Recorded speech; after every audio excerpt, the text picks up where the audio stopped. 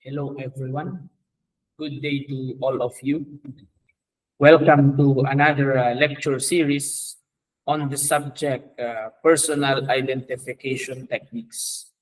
So, for this session, what we are going to discuss is the topic about your rich characteristics. So, without further ado, let us begin our discussion. Before we move to the different kinds of rich characteristics, we must know first the difference of a general characteristic and an individual characteristic in relation to our subject, personal identification. Okay? So according to the slide, a general characteristic may refer to the similar or generic characteristic, okay, that are present to a particular family or type of pattern of a fingerprint. These general characteristics pertains primarily to the three general kinds of fingerprint patterns. We have the loops, the whorls, and the arches. Okay, so when it comes to general characteristics, these are the characteristics that are present to all. Okay? That is why the other term for your general characteristic is the class characteristic. And in relation to forensic dactyloscopy, the general characteristic that we are referring, or the class characteristics being mentioned, are the three general kinds of patterns: the loops, the whorls, and the arches. Okay? So there are three patterns that are common to all persons. Okay? But we said that fingerprint has a principle known as the principle of individuality, okay? Or the principle of uniqueness. We may be similar on the different patterns, on the general patterns, the loops, the whorls, and the arches. However, we are all different. Okay? We have different fingerprints. In fact, even your two neighboring fingers are not the same. Okay? But what makes our fingerprint unique? What makes our fingerprint individualized? Okay? That is due to the presence of our individual characteristics.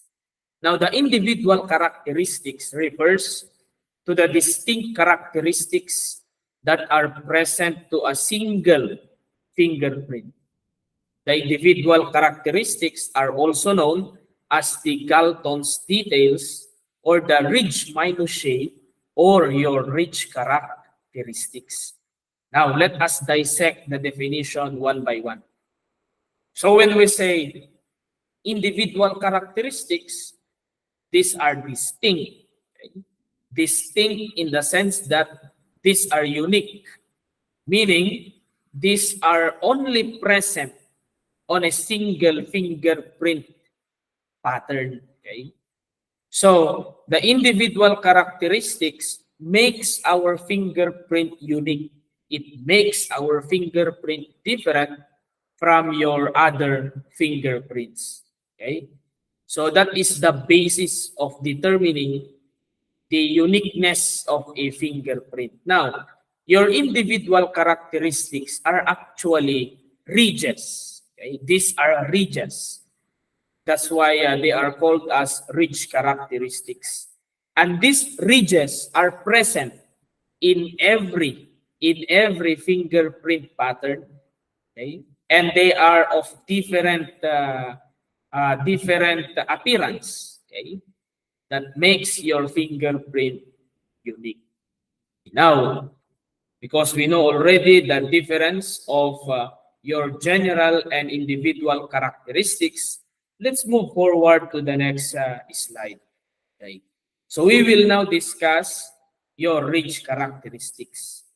But before we move on, let us all clarify that when it comes to fingerprint identification, when it comes to dactyloscopy, we are utilizing your individual characteristics in order to determine the uniqueness of the fingerprint. It is the ridge characteristic. It is the individual characteristics that we are using in order to prove whether or not a single fingerprint came from one person, okay, or another person. We are just using the general characteristic just to have a reference point on what is the pattern. But when it comes to individualization, we are utilizing your individual characteristics or the ridge characteristics that are present in your fingerprint pattern. So what are the different ridge characteristics that are acknowledged, okay, as a form of an individual characteristic? First, we have the ending ridge. Okay? So accordingly, an ending ridge is one end of a long island. When we say long island, we are referring to a long single ridge. Okay? The island or the single ridge is long enough that the ends are not easily recognized as being from the same island. Well, this is a technical definition, but let's have an example.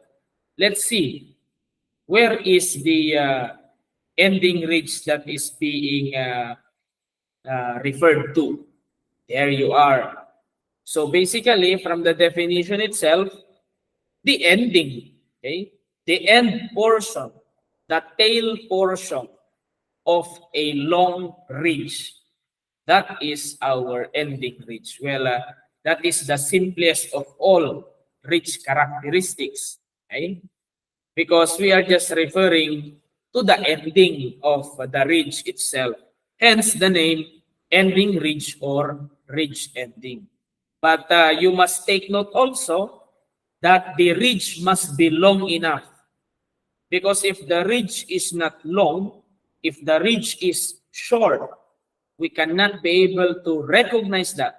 We will not acknowledge that as an ending ridge or a ridge ending, but it is of another type of ridge characteristic that we will be discussing later on. So, what I want you to understand in this one is that the ridge must be long enough, okay? And we are pointing out to the end or to the tip of that long ridge, and that is the ending ridge. Okay? I hope that is clear to everyone. Let's go to the next kind of ridge characteristic. We have your bifurcation. Okay? So a bifurcation is where the ridge path divides, forming a Y shape with legs having the same length. Okay, let us discuss this in simple terms. Okay, take note.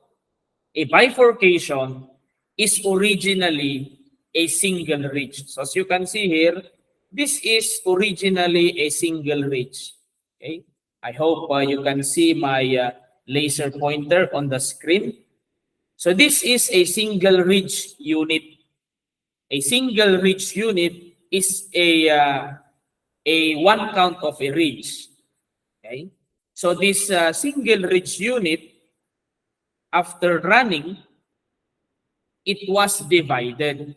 Okay, it was divided into two legs or two separate ridges. So from one ridge, it was divided into two legs or two ridges. And these ridges, these separate ridges, must run parallel with each other. Okay? They should run parallel with each other. And they must be of the same length. Okay? The legs or the two separate ridges that were formed from a single ridge must run parallel and must have the same length. Now, the portion, the part where they divided, is actually the bifurcation. That was the bifurcation, okay? The Y shape that was created. The portion or the part of the ridge where it separated, where there are two ridges that were developed.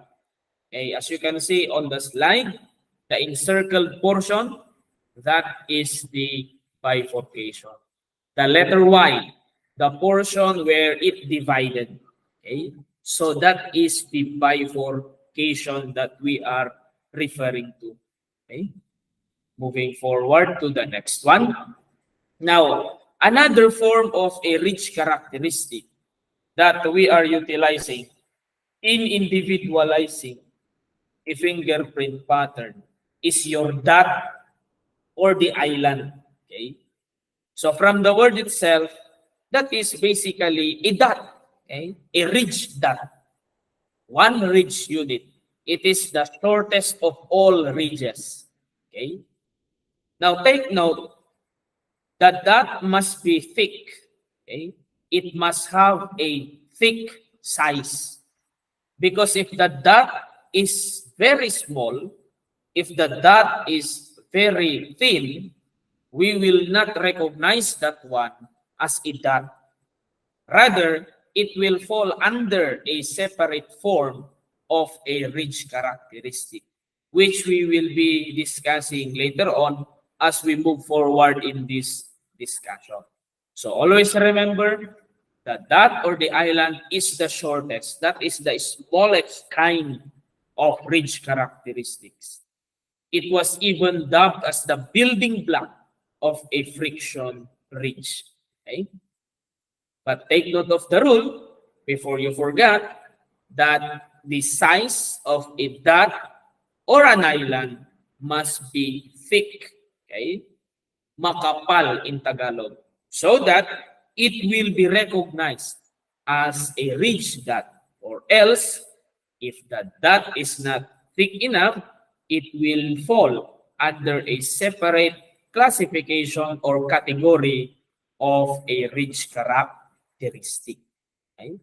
Moving forward to the next one, we have your lake, or other authors call it as an enclosure. Okay? An enclosure or a lake is actually a bifurcation. However, it does not remain open. But the legs of the bifurcation, after running alongside for a short distance, come together to form a single ridge once more. Okay, so let's simplify the definition of a lake or enclosure. So according to the definition, a lake or enclosure is actually a bifurcation. How it becomes a bifurcation? Okay. So as you can remember, a bifurcation is originally a single ridge. As you can see here, there is a single ridge unit here. Okay. The one that is being pointed out by the laser pointer. Okay. So there is a single ridge unit. Now the single ridge unit was divided into two legs. Well, that is one of the element of a bifurcation. As you can see, from a single ridge unit, it was divided into two legs. Now, the two legs, after running parallel with each other, they met once again. They met once more. Okay? We call that one as convergence. They converge once again. Okay?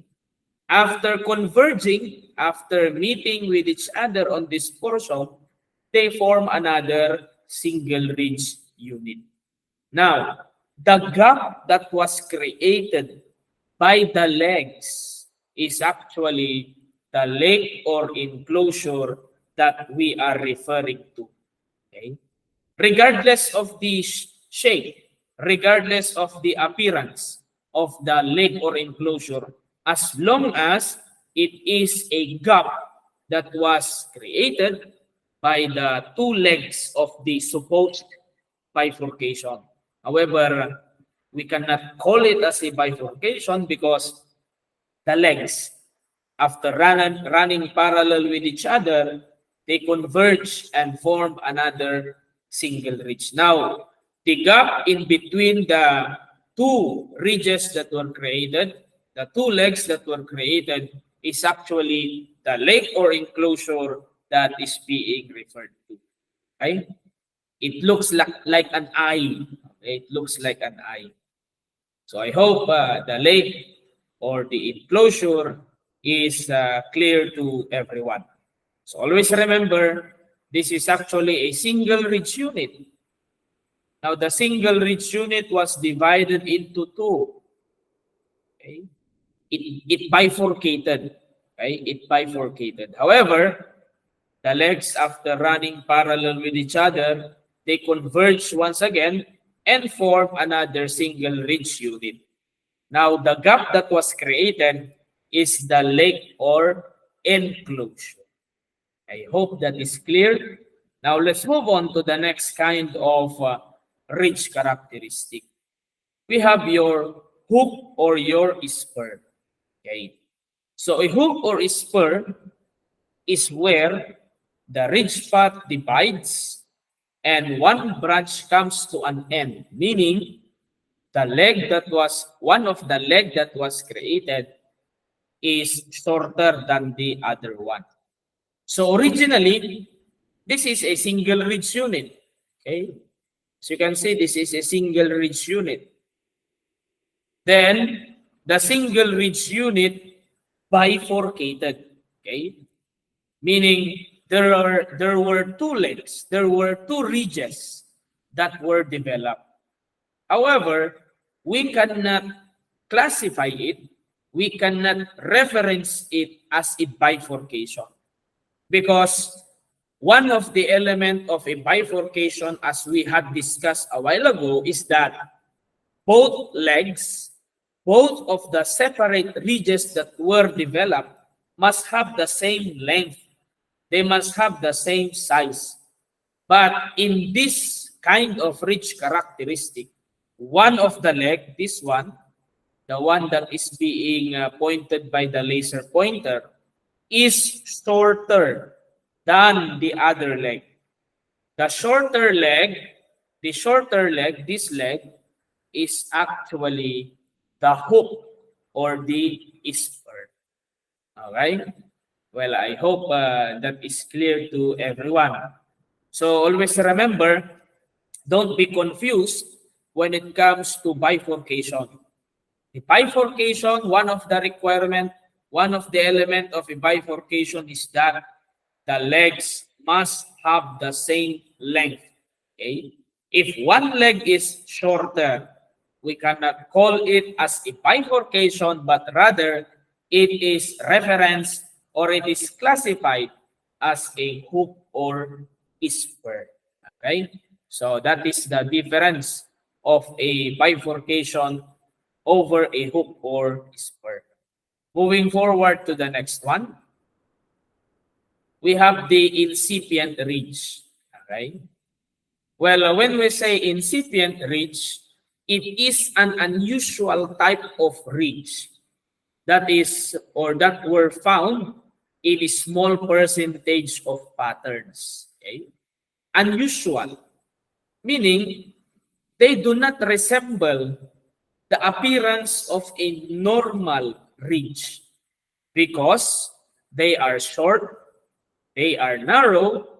These ridges are badly formed ridges that are found between two well-formed and full-bodied ridges, which is frequently interrupted.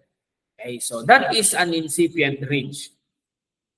Always remember so that you will not be confused. What is an incipient ridge? The number one thing that you must see is the size. Okay? If they are narrower than a normal ridge, okay, they are considered as incipient ridges. Okay. Now, don't be confused also. Okay. Because when it comes to the friction ridge breadth or the sizes of your friction ridges, then the ridges of a male person is thicker than a female person, generally speaking. Okay? A female person has a thinner normal ridge size than a male. But if on a female fingerprint, there are much more narrower, okay, fingerprint ridges. They are not normal. Okay? Isipin ninyo, manipis na nga yung fingerprint ng kababaihan, well, generally speaking yan, tapos mayroon pang mas manipis doon. Well, they do not resemble the normal size, hence, they are considered as an incipient friction ridge. Okay? Example of your incipient ridges, yan. Okay, so these are the examples of the incipient ridge. So always remember, when it comes to incipient ridge, they are not normal. These ridges do not have the normal sizes. Okay? They do not resemble the normal size, the normal appearance, okay, of a normal friction ridge. Okay, so that is your incipient ridges. So always remember, they are not thick. Okay, these are not thick ridges. They do not resemble the normal size of a normal friction ridge. Okay, moving forward to the next one. Then we have your short ridge. Okay, so a short ridge has two or more ridge units with both ends easily recognized as being from the same island. Well, this is the counterpart of your ending ridge and your ridge dot. Okay? The ending ridge is actually a long island. That is a long friction ridge. But a short ridge, from the word itself, short, it is shorter than an island or than a ending ridge. But the shortest of all is the ridge dot. So in this example, the short ridge is that one, okay? Because it is smaller than the ending ridge, than the long island, right? But take note also, before it will be considered as a short ridge, the rule is it must be thick enough. It must resemble the normal size, the normal thickness of a normal friction ridge. Okay? Because if the short ridge is narrow, well, we cannot consider that one as a short ridge, but rather it will be classified as an incipient friction ridge. Okay? I hope that is clear to everyone. Moving forward to the next classification of your ridge characteristic. We have your ridge bridge. Okay? So a ridge bridge is basically a connecting ridge between two ridges. Okay? So always remember the very foundation, the core element of a ridge bridge. It must connect two ridges. Okay? Just like on this example, the following are the ridge bridge. There you are. Okay? Because they are connecting two separate ridges. As you can see here, this ridge, this ending ridge is connected to this one because of this ridge bridge. Okay?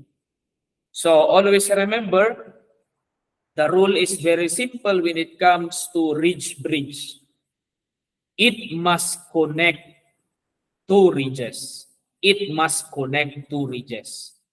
The moment that the ridge does not connect the two, okay, it will never be classified as a ridge bridge. Take for example this one. Let's have an example. For example, this one is not connected. Yan. Okay, I hope you can see. For example, that ridge was not connected. Well, we cannot call it as a ridge bridge. So what is the classification? What is now the classification of this ridge? Well, it will fall under the category of a hook or spur. Okay, a hook or spur. However, what if the same ridge, for example, this one, is not also connected to this one? Okay. So what will now be the classification of this ridge characteristic? Well, it will fall under a short ridge. It will be classified as a short ridge. I hope you understood the difference of a ridge bridge to a spur to a short ridge. So always remember the basic rule when it comes to ridge bridge. It must connect two separate friction ridges. Okay? Because a ridge bridge from the word itself, because it is a bridge, it connects. It must connect two separate ridges. Okay? I hope that is clear to everyone.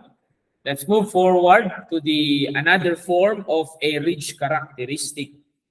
We have your double bifurcation. So what is a double bifurcation? A double bifurcation is a bifurcation, okay, where one of the ridge path bifurcates once more. So looking on this example, as you can see, let's trace back the main element of a bifurcation. A bifurcation is a single ridge unit that was divided into two legs, right? I hope you can still remember the definition of a bifurcation. So a bifurcation is a single ridge unit that was divided into two separate legs or ridges that have the same length. However, there is a unique circumstance or phenomena that happened on one of the legs of the bifurcation, because one of the legs of the bifurcation bifurcated once more. Okay? So that is considered as the double bifurcation. The entirety of this one, the entirety of this ridge characteristic is considered as the double bifurcation. Okay?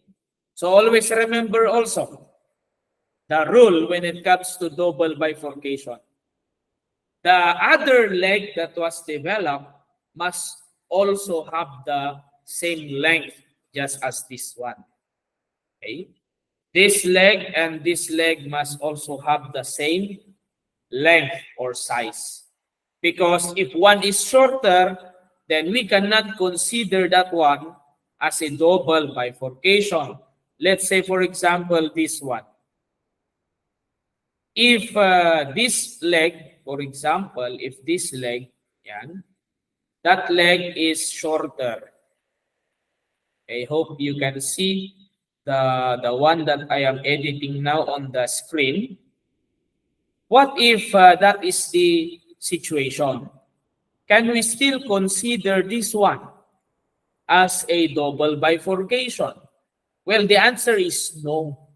Because this leg is now shorter than this one. So this is not a double bifurcation anymore. So what is the category of this ridge characteristic now? The category is considered as a spur or a hook. Okay? It will now be considered as a spur or a hook. Okay, I hope that is clear to you. So always take note when it comes to bifurcation, double bifurcation, or even a trifurcation, all of the legs must have the same length. If one leg is shorter, then it will not fall. It will not be considered as a bifurcation or a double bifurcation or a trifurcation. I hope that is clear to you. Now let's move forward to the next type of a ridge characteristic. A unique form of a ridge characteristic, which is called as the trifurcation. Okay? The trifurcation is when two bifurcations develop next to each other on the same ridge. This is a unique formation. Okay, so basically, a trifurcation is actually a bifurcation wherein another leg was developed on the bifurcation. It looks like a trident. It looks like a fork, right? Or a chicken feet for that matter. Okay? So it looks like a trident. So as you can see, there were three ridges that were created. So from a single ridge unit, the single ridge unit bifurcated into three legs. There were three legs that were developed next to each other. Okay. That rule is very important. Okay. The development of the legs, the three legs, must be next to each other on the same ridge. Okay. Because, let's have an example. Because if this is the ridge, for example, this one, a single ridge unit, and then the single ridge unit bifurcated, well, that is usually a bifurcation. And then another bifurcation was developed. Okay.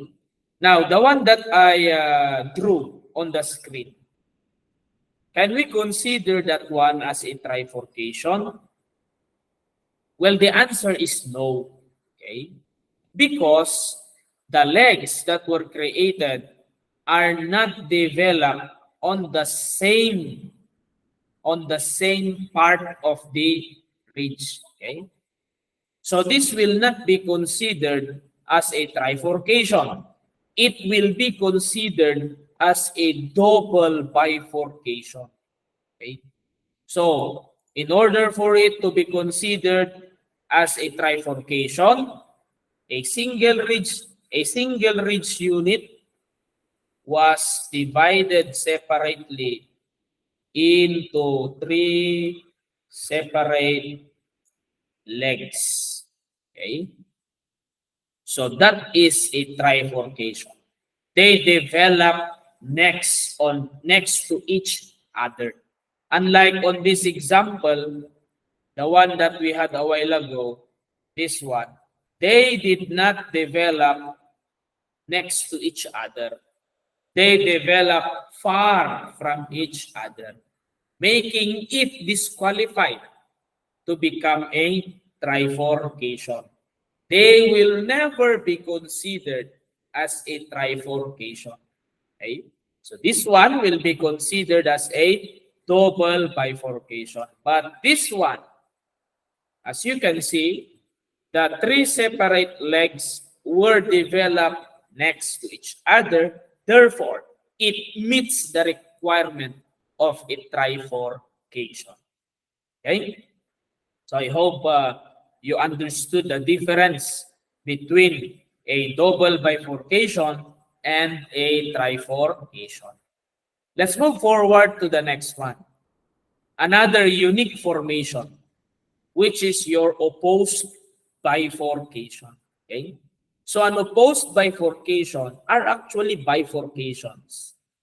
But these bifurcations are found on both ends of a ridge, just like this one. So as you can see, the bifurcations are opposite with each other. Okay? They open separately. Okay? They open oppositely with each other. The bifurcations were developed opposite with each other. Okay? So that is the opposed bifurcation. Don't be confused when it comes to your ridge crossing. Ridge crossing in opposed bifurcation are actually sometimes being mistaken as the same ridge characteristic. Okay? Let's differentiate them. So when it comes to ridge crossing, always remember that a ridge crossing is the point where two ridges cross each other, forming an X formation. So when it comes to ridge crossing, you must always take note of letter X. Because when it comes to opposed bifurcation, there is a gap that separates the two bifurcation. Okay, just like this one. Let's have an example, an illustration. When it comes to ridge crossing, always remember that it looks like an X. That one, okay, looks like an X. So this one is a ridge crossing. But when it comes to opposed bifurcation, an opposed bifurcation doesn't look like an X formation because of the gap in between the bifurcation. An opposed bifurcation looks like this one. As you can see, there is a gap in between the bifurcation. This is the gap that I am referring. Okay? But when it comes to your ridge crossing, there is none. Okay? Because it looks like an X pattern. Well, in this case, in the case of unopposed bifurcation, they do not look like an X letter, an X formation.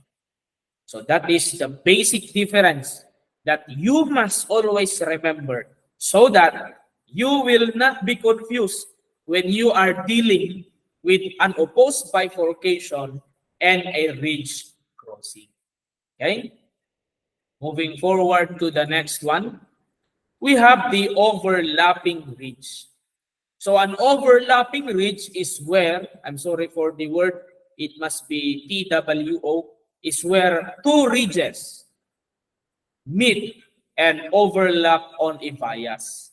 So this one is an overlap.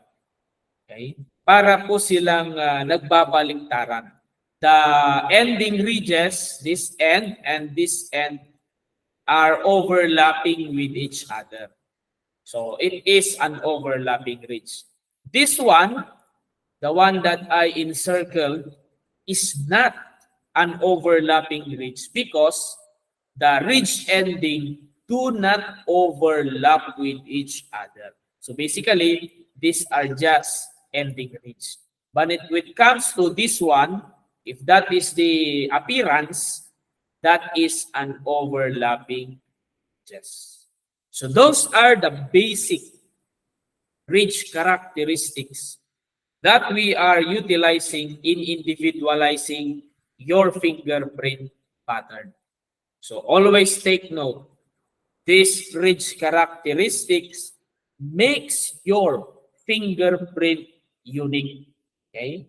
These are the basis the fundamental basis in examining your fingerprint to determine the individuality of your fingers.